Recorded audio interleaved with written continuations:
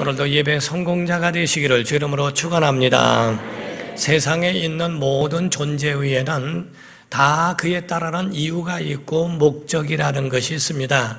마이크 하나, 성냥 하나, 나무 하나, 모든 것들이 다 그에 대한 모든 필요를 따라서 이유가 있고 또 목적이 있는 것처럼 하나님이 모든 사람이나 모든 피조물들 영적 존재를 만드신 것도 하나님께서는 그에 대한 이유와 목적을 두셨다 하는 거지요. 천사들은 하나님이 종으로 사용하셔서 종 이상에 오르지 않습니다. 천사들은 하나님을 아버지라 부를 수 없고 천사는 하나님의 자녀가 될 수 없다고 히브리서 1장 5절 이하에부터 말씀하고 있습니다. 간혹 어떤 사람들이 천사가 바로 하나님의 아들이 된다고 하는데 천만의 말씀입니다. 그렇지 아니하고 바로 천사들은 오직 종으로만 쓰시는 것이고 사람에게는 하나님이 특혜를 주셔서 하나님의 사랑의 대상으로 만드시고 사람은 거듭난 자들이 하나님을 아버지라 부를 수 있고 또 거듭나지 못했다 할지라도 택함 받은 선민들은 바로 하나님께 대하여 그의 종이 되어져 하나님을 섬기는 백성들이 되게 하셨다 하는 거지요.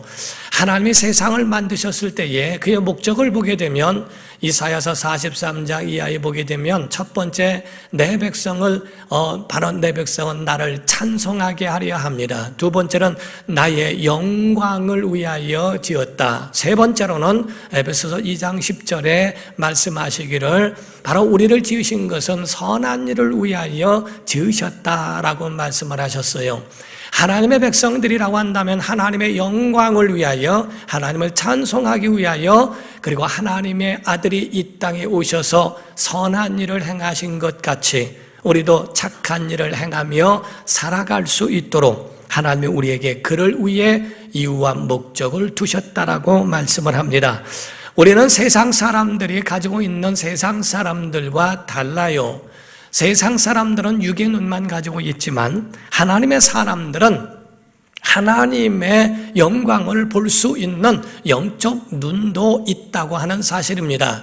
하나님은 영이시기 때문에 볼 수도 없고 만질 수도 없고 또 하나님을 알 수 없으니까 세상 사람들은 그 하나님에 대하여 가상적인 어떤 존재로 여기고 그리고 또 그에 대하여 하나님에 대해서 얼마나 유령처럼 여기며 무시하고 있는지 모릅니다. 그러나 성경은 우리에게 보이지 않는 하나님이시라 할지라도 모든 만물에 대한 것들이 다 지은 사람이 없이 그냥 저절로 되어진 것은 없는 것처럼 모든 생명체들은 하나님에 의해서 존재되었다는 것을 그들이 모르고 무시하고 있기 때문에 그렇습니다. 모든 피조물들은 사람을 포함해서 모두가 다 창조주를 볼 수밖에 없다고 하는 것을 우리는 기억해야 할 것입니다. 세상에서는 행복에 대해서도 자기 기준을 따라서 행복을 점수 매기며 거기에 대한 정의를 내리고 있어요. 육체의 쾌락, 정신적 사랑, 그리고 우리가 살아가는 이 생에 있는 그러한 쾌락과 충족된 그 자체가 만족할 때 그것으로 행복하다고 여기지만은 성도들이라고 한다면 하나님의 기준을 따라야 합니다. 하나님께서 세우신 그 기준을 따라야지 인간이 가지고 있는 육체의 것들로 그것으로 맞춰진다면 세상 사람들과 다를 바가 없다 하는 거죠. 오늘날 우리가 과학적으로도 밝혀졌지 않습니까? 이 세상에 있다 할지라도 4차원이라고 하는 것이 있어요. 4차원이라는 건 눈에 보이지 않지만 존재하고 있는 겁니다. 지금 세상에는 전화로도 보일러를 킵니다. 전화로 밥을 해놓을 수 있습니다. 전화로 빨래를 돌릴 수 있습니다. 세탁기를 돌릴 수 있죠. 전화기 하나로 다 먼데 있는 그런 외부에서도 자기 자동차에 그런 열고 닫을 수 있는 것도 가능한 시대가 되었다는 거죠. 보이지 않지만 전파를 사용하고 반도체라고 하는 이런 것들은 곧 우리에게 유용함을 주고 편리함을 주는 것을 누구도 부인할 수 없습니다. 보이지 않는다고 해서 없는 것은 아닙니다. 다 보이지 않는 그 4차원적인 것이 과학적으로 증명되어 있어 오늘날 핸드폰이나 라디오, TV, 위성과 같은 그런 것들을 통하여 우리에게 편리한 그러한 생활을 우리에게 만들어 주는 것처럼 우리의 육체에 있는 사람들이라 할지라도 육체에는 시한적인 육체도 있고 그 속에 보이지 않는 영혼, 옷이 내가 아닌 것처럼, 육체가 있는 것처럼 육체는 옷이요, 또 육체 안에 있는 영혼이라고 하는 존재가 우리 안에 있다는 것을 성경은 누차 우리에게 증거하고 있죠. 육체는 시한적이요, 시간과 같아서 길든지 아니면 짧든지 어느 순간에 마감이 될 수밖에 없습니다. 어떤 사람은 골골하면서 그저 항상 아픈 모습이면서도 90이 넘도록 사는 분이 있는가 하면 그분에 대하여 아이고 자네 그렇게 해서 어떻게 걷나, 금방 가겄어 한 사람이 다 갔다는 겁니다. 거기서 있는 사람들이 그렇게 몸은 건강치 못하다 할지라도 오래 사는 사람이 있고, 건강한 사람이라도 한순간에 세상을 떠날 수도 있는 것이 육체요, 육체는 시간이라고 하는 거지요. 그러나 영혼이라고 하는 것은 영원한 하나님의 나라입니다. 우리가 육체로 사는 이 시간을 낭비해버리고 영혼을 준비하지 못하면 이 육체가 흙으로 돌아갈 때에 그 영혼은 돌아갈 곳이 없다고 하는 것이 우리에게 불행을 가져오게 된다는 것을 성경은 이미 우리에게 증거하고 있습니다. 사랑하는 성도 여러분, 세상은 의미와 목적이 있는 것처럼 우리는 그에 대한 선택 때문에 그 선택의 열매를 먹으며 그 결과로 살아야 한다는 것도 아십니까? 우리가 계란이라고 하는 것을 보게 되면 그 계란 속에 병아리를 생각하고 그를 품어서 병아리를 만들면 재생산이 되는 것이 있고, 그걸 깨서 후라이를 해 먹으면 한순간에 음식으로 사라지기도 합니다. 내가 선택한 것에 대하여 한 번으로 끝나든지 재생산이 이루어지든지 그의 선택의 열매를 먹게 될 겁니다. 콩을 가지고도 콩을 심어 콩나무로 만들겠는가, 아니면 콩나물로 만들어 한 번 먹고 끝나겠는가, 이에 대한 선택은 사람에게 가지고 있고 그대로 열매와 결과가 있듯이 우리에게도 육에 생각하고 육에 대하여 살겠는가, 아니면 영을 선택하고 영으로 살겠는가에 대한 그 선택은 여러분에게 있는 겁니다. 그래서 신명기에도 말씀하고 민수기에도 말씀하기를 내 앞에 복과 저주와 생명과 사망을 두었은즉 너와 내 자손이 살기 위하여 생명을 택하고 내가 택하라고 선택하라고 되어 있습니다. 여러분과 저는 영원한 생명을 선택하는 자 되기를 주 이름으로 축원합니다. 하나님의 사람들에게는 이와 같습니다. 오늘 본문 말씀에는 다윗에게 대하여 하나님께서 말씀하신 말씀인데, 이 말씀은 오늘날의 교회를 통하여 교회를 위하여 하신 말씀이기 때문에 여러분과 저는 오늘날 그 음성을 들을 줄도 알아야 한다는 거죠. 사도행전 오늘 본문 말씀 22절을 보게 되면 패하시고, 사울을 말씀합니다. 사울을 패하시고 다윗을 왕으로 세우시고 정언하여 이르시되 내가 이새의 아들 다윗을 만나니 내 마음에 맞는 사람이라 내 뜻을 다 이루리라 하시더니 라고 되어 있습니다. 이와 같이 하나님이 다윗을 만나셨는데 얼마나 기쁘셨던지, 이새의 아들 다윗을 내가 만나니 내 마음에 맞는 사람이라 내가 그를 통하여 그로 인하여 바로 내 뜻을 이루게 하려 함이라 라고 하는 하나님의 의지가 그 속에 담겨 있습니다. 하나님의 꿈과 하나님의 비전, 하나님의 계획, 하나님의 목적을 그 시대마다 사람을 세우셔서 그를 통하여 하나님의 꿈을, 하나님의 그 설계한 것을 이루시겠다라고 말씀하셨어요. 일찍이 루서라고 하는 사람은 말을 합니다. 사람은 두 번 태어나는데 첫 번째는 존재를 위하여 태어나고 두 번째는 사명을 위하여 태어난다는 겁니다. 그러므로 모든 사람에게는 자기에게 주어진 사명을 발견하기 전까지는 그 사람은 아직 사는 것이 아니라고 그렇게 정의하고 있습니다. 우리에게 있어서 존재만 가지고 살다가 가는 것 아무 의미가 없어요. 내게 주어진 하나님의 이유와 목적이 무엇인가를 발견하고 그의 목적에 맞는 삶을 살아가다가 가는 것이 의미가 있는 것이지, 존재 자체로서만 살아가다가 가는 것은 아무런 의미가 없다는 것도 성경은 말하고 있는 거죠. 우리가 그릇이라고 해서 다 귀하게 쓰는 것이냐? 그렇지는 않습니다. 그릇을 만들고 그릇을 다양하게 쓰는 것에 대하여서는 주인이 그에 대해서 차별을 두었어요. 밥상 위에다가 항아리 올려놓고서는 밥을 먹을 수가 없습니다. 항아리는 장독대에 가 있어야 됩니다. 개밥그릇은 개에게 주어지게 되죠.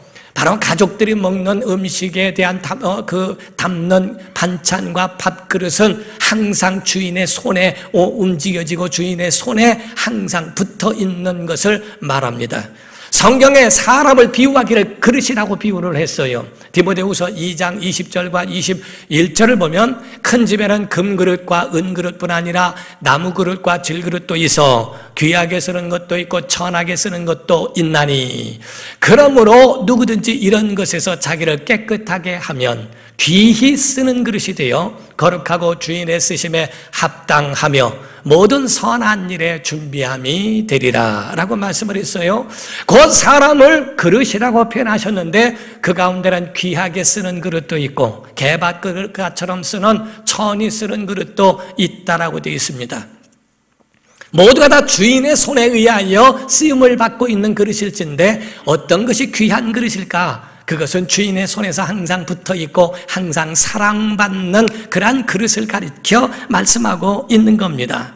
그렇다면 그릇 가운데서 하나님이 쓰시고 올리시는 사람이 있고 하나님이 쓰시고 버리시는 사람이 있죠. 하나님이 쓰시고 버림을 받은 사람의 상징으로서는 사울을 이야기합니다. 그래서 하나님이 사울을 패하시고 다윗을 세우사 왕이 되게 하셔서라고 말씀하죠.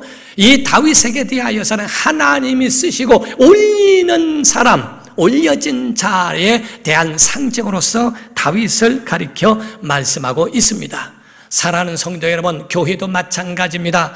하나님의 목적에 대한 의미와 거기에 대하여 그 목적과 같지 않다면 하나님이 쓰셔도 하나님의 손과 하나님의 징계도 있을 수 있습니다. 그러나 하나님의 목적대로 쓰임 받으면 하나님이 그 교회들을 통하여 영광을 받으실 줄로 믿습니다. 오늘날 교회는 세상이 디자인하는 게 아닙니다. 성경은 이미 세상이 원하는 대로 쓰여진 게 아니에요. 성경을 쓴 것은 하나님의 뜻대로 쓰여진 것이지 세상이 성경을 쓴 것이 아닙니다. 오늘날 많은 사람들이 위축되는 이유가 뭡니까? 왜 세상 말 때문에 왜 교회가 위축되어야 하느냐 하는 겁니다.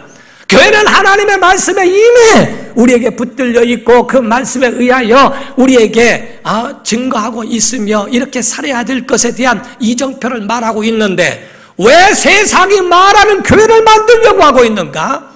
하나님이 원하시는 것이 무엇인가? 성경엔 우리에게 말씀하기를 사랑과 희락과 화평과 온유와 절제와 이 모든 9가지 열매에 대하여 금지할 법이 세상에 없다.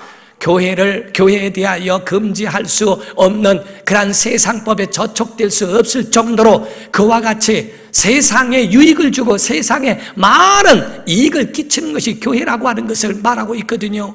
세상이 이미 우리 교회를 판단함이 아니라 차라리 교회가 세상을 판단할 정도가 되어야 할 것이라고 성경은 말했는데 오늘날 현대교회에 대해서는 세상이 교회를 판단하고 교회를 공격하니까 교회가 그에 대하여 세속화되어지고 잘못된 부분들에 대하여 바로 교회가 위축되고 하나님의 뜻에서 어긋나 세속화되어 버리는 경우도 없지 않아 있는 것을 너무나 안타깝게 여기고 있는 거예요.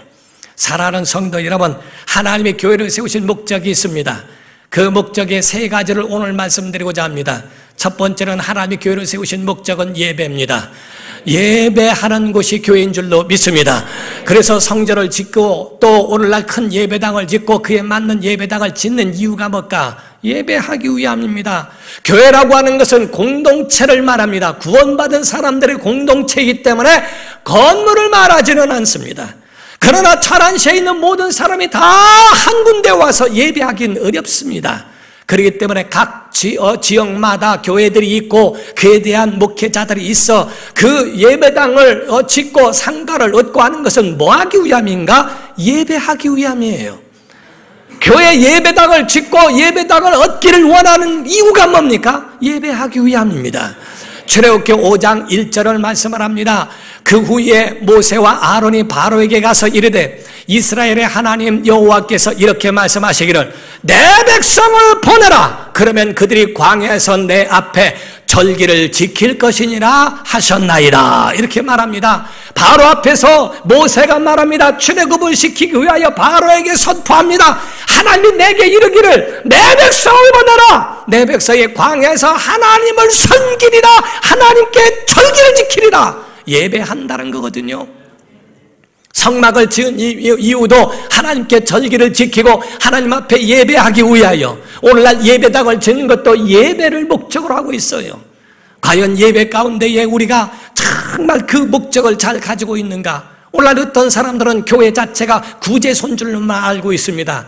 본질이라고 하는 것을 먼저 잊고 그 후에 있는 것들은 그 후의 것입니다. 성경에는 우선순위라는 게 있어요. 첫 번째가 예배입니다. 우리 예배의 성공자가 되기를 주의 이름으로 축원합니다. 예배 왔다만 예배 가운데 성령님의 임재하심이 있어야 합니다. 예배 가운데 하나님의 영광이 나타나야 됩니다. 예배 가운데 하나님의 이름이 존귀히 드러나야 하는데, 예배 가운데 인간들의 군상들의 그 모임만 돼버려서는 하나님께 영광을 올릴 수가 없다고 하는 거죠. 그러므로 예배에 대한 이 부분은 오직 하나님께만 영광 올리는 것을 말합니다. 우리가 레오나르도 다빈치라고 하는 사람이 화가로서 그림을 한번 그렸는데 최후의 만찬을 그렸다고 그러죠. 그 그림을 그려놓고 천막으로 채워놓고 이렇게 천으로 가리운 다음에 지인들을 초청을 했어요. 수년 동안에 그 아주 고심 끝에 그 그림을 완성을 한 것을 지인들에게 보여주고 싶었던 겁니다. 지인들이 찾아와서 있는데 그 가운데 천을 쫙 거두면서 그 그림을 보여줬는데 너무너무 사람들이 칭찬을 합니다. 와, 대단하다, 너무 훌륭한 걸작품이요, 명작이다 라고 이야기하는데, 그 중에 한 친구가 말합니다. 야, 진짜 대단하다. 아니 어떻게 예수님 손에 있는 저 잔이 너무너무 빛나고 예쁘지 않은가? 그 말을 듣자마자 붓을 들고 가서 그 잔을 완전히 뭉개버렸다는 거예요.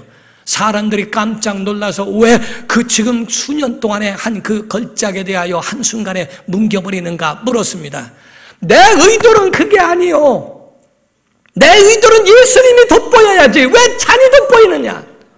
오늘날 교회 오는데 예배 가운데 하나님의 영광을 위하여 하나님의 이름과 하나님의 그 은혜가 돋보여야 되는데 왜 인간이 보이냐는 겁니다.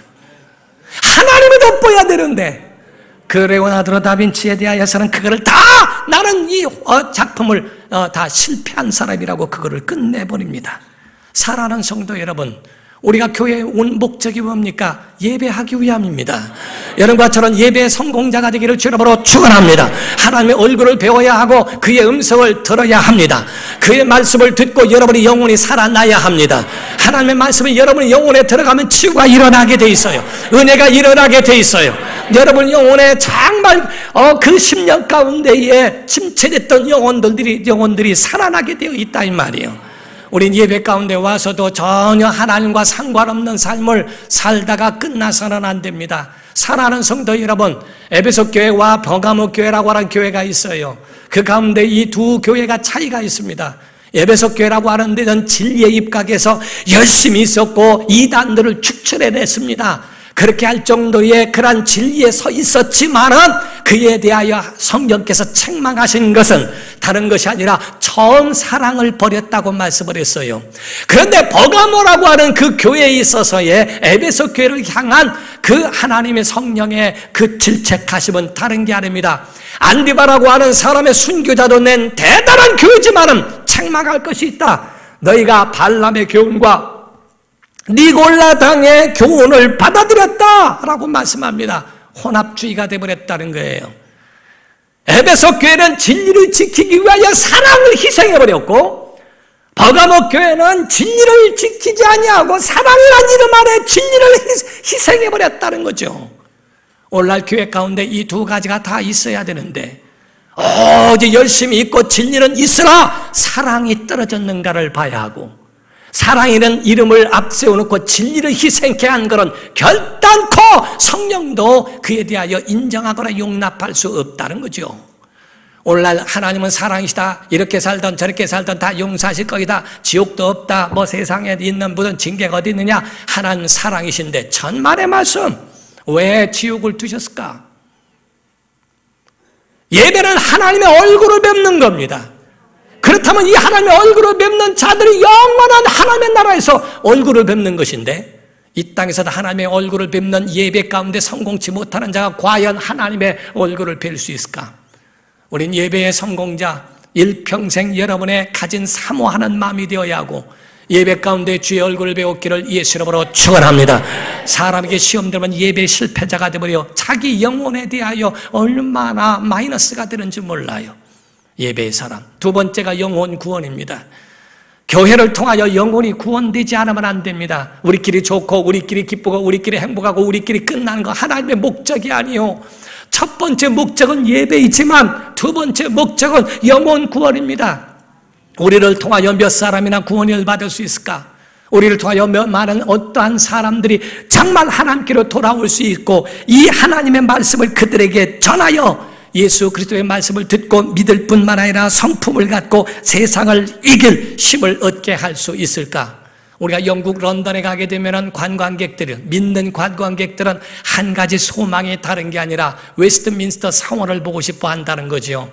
거기는 많은 유물들이 있고 업적이 있고 거기에 대한 많은 영웅들의 삶이 기록되어 있는 곳이라는 거죠. 그 가운데에 가이드가 그 인도하에서 여기는 어떤 일이 있었고 어떤 업적이 있고 어떤 것의 찬란한 삶에 대하여 말하고 있더라는 거예요.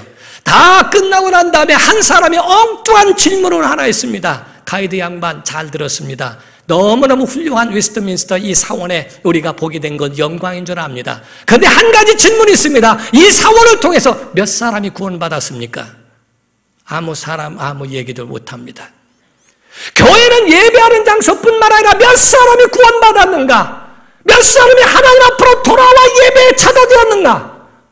몇 사람이 변화되었는가? 교회의 목적은 예배만이 아닙니다. 영혼을 구원케 하는 거거든요.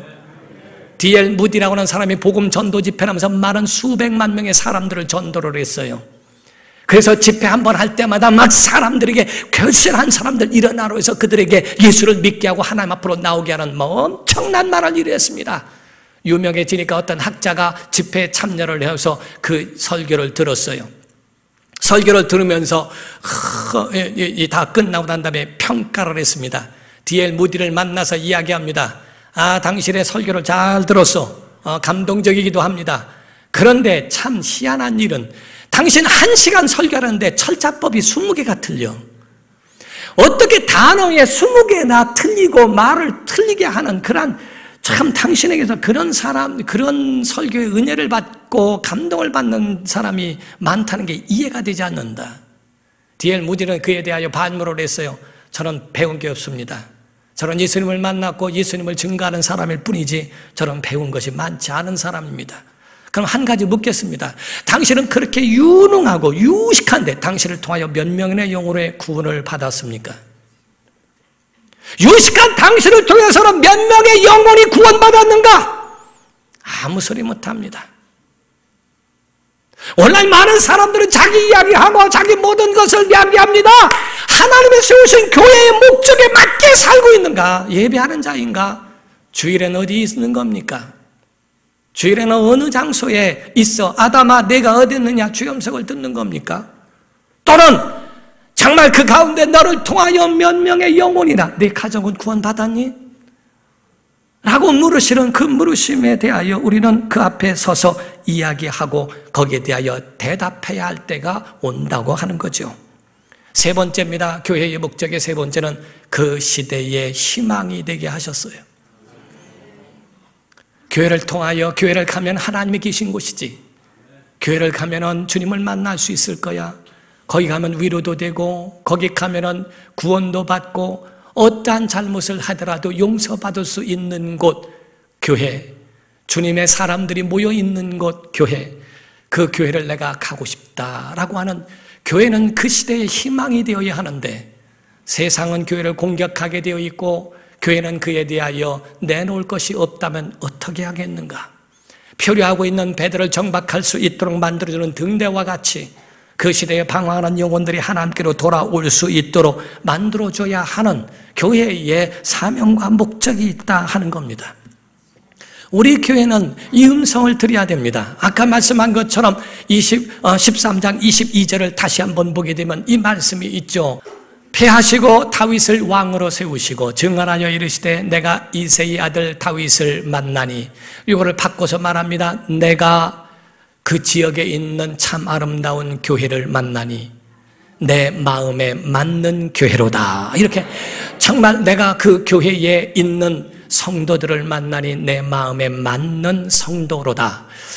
내가 그 성도를 통하여 내 뜻을 이루어 주리라 하는 하나님의 말씀이 오늘날 우리 교회에도 있어야 할 줄로 믿습니다. 하나님의 은혜의 역사가 우리 안에 나타나야 한다 하는 겁니다. 하나님의 뜻이 우리 교회를 통하여 이룰 수 있도록 오늘날 그 음성 들어야 한다는 거거든요. 다윗이라고 하는 사람은 약한 사람이었습니다. 8명의 형제들 가운데서 왕의 면접에 가운데 끼지도 못할 정도로 아버지도 별 볼 일 없습니다. 형제들도 걔는 아직 아닙니다. 하린 만큼 본인도 나는 그런 데에 낄 만한 자격도 없고 그럴 만한 사람이 아니라고, 그런 감이 아니라고 여길 만큼 아주 부족한 사람이었습니다.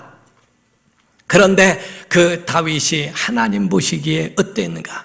왜 다윗을 하나님이 그를 부르셨는가에 대하여 말씀을 하고 있어요. 사무엘상 16장 11절을 보게 되면 또 사무엘이 이새에게 이르되 내 아들들이 다 여기 있느냐? 이새가 이르되 아직 막내가 남았는데 그는 양을 지키나이다. 사무엘이 이새에게 이르되 사람을 보내어 그를 데려오라. 그가 여기 오기까지는 우리가 식사 자리에 앉지 아니하겠노라. 양을 지킵니다 하는 얘기는 각 지역마다 자기 집마다 양을 지켜요. 양을 하는데 그중에 형제 중에 가장 부족한 사람을 양 지키게 하고 다른 사람들은 농사일이나 다른 일을 하게 합니다. 걔는 양 지키는 사람입니다 라고 이야기할 만큼 걔는 아직 아닙니다. 양만 지킨다는 의미가 아니라 바로 부족하나합니다 하는 뜻과도 같습니다. 그런데 하나님은 다윗을 선택하여 마음에 맞는 사람이라고 말씀하죠. 사랑하는 성도 여러분, 속히 부하고자 하는 자는 심판을 받는다고 성경이 말했어요. 속히 우리가 무엇인가를 불법을 행하고자 하는 것은 빠른 것 같지만 멸망의 지름길입니다. 어디에 있는지 알지도 못하는 가운데 있어도 하나님은 그를 부르시더라 이 말이에요. 찾아내시더라 이 말이에요. 그리고 그에게 왕으로 세우시기 위하여 기름을 붓더라 이 말이죠. 다윗의 마음에는 하나님이 있었어요. 죄를 범하고 난 다음에도 사울은 자기가 하나님께 버림을 받고서도 백성들이 모르게 해달라고 이야기합니다. 다윗은 자기가 죄를 범한 다음에 왕의 자리에서 쫓겨나는 것을 두려워함이 아니라 내게서 성의실을 거두지 마옵소서.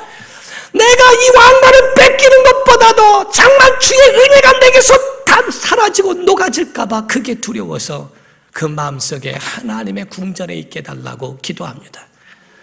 우리 마음속에 하나님이 있어야 됩니다. 우리 교회에 하나님이 있으면 승리하게 되어 있습니다.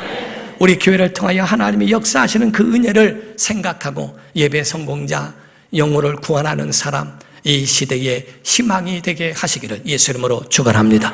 기도하겠습니다.